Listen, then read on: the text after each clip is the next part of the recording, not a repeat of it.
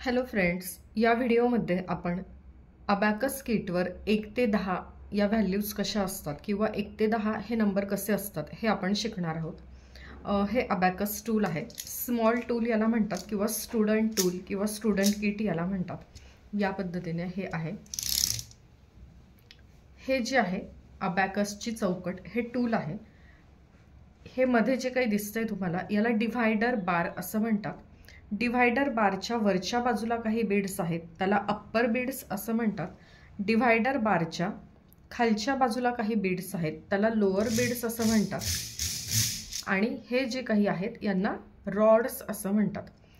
आता ज्या वेळेला डिव्हायडर बारला एकही बीड हा टच झालेला नसतो, हे बघा डिव्हायडर बारवर एकही बीड टच झालेला नाहीये, म्हणजे या अबॅकस टूलची किंवा या अबॅकस किटची व्हॅल्यू आता ही 0 आहे।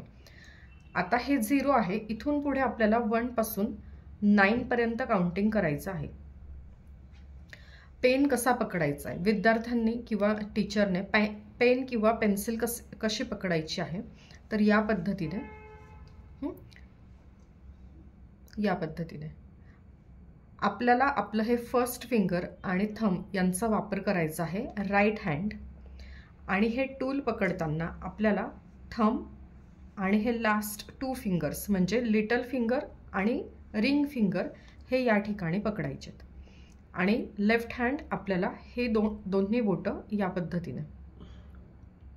ओके, आता आपल्याला काउंटिंग करायची आहे। अबॅकसचा जो हा डिव्हायडर बार आहे याला हा 1 बीड टच झालेला आहे, याचा अर्थ याची व्हॅल्यू आता आहे 1। ॲड 1 हा आहे लेस 1, ॲड 2 लेस 2, ॲड 3 लेस 3, ॲड 4 लेस 4।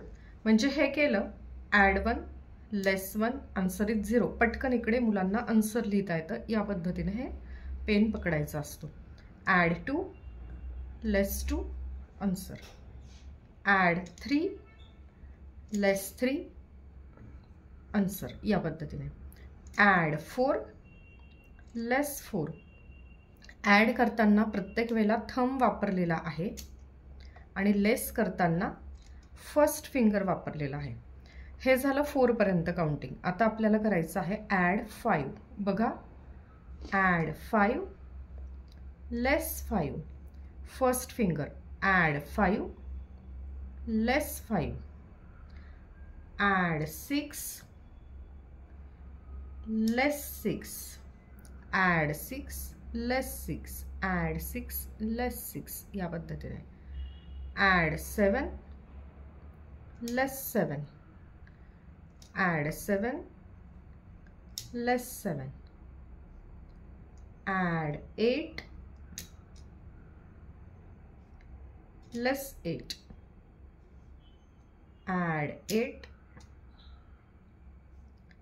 लेस 8, ॲड 9 लेस 9, ॲड 9 लेस 9। ही झाली 0 to 9 counting. Okay, thank you.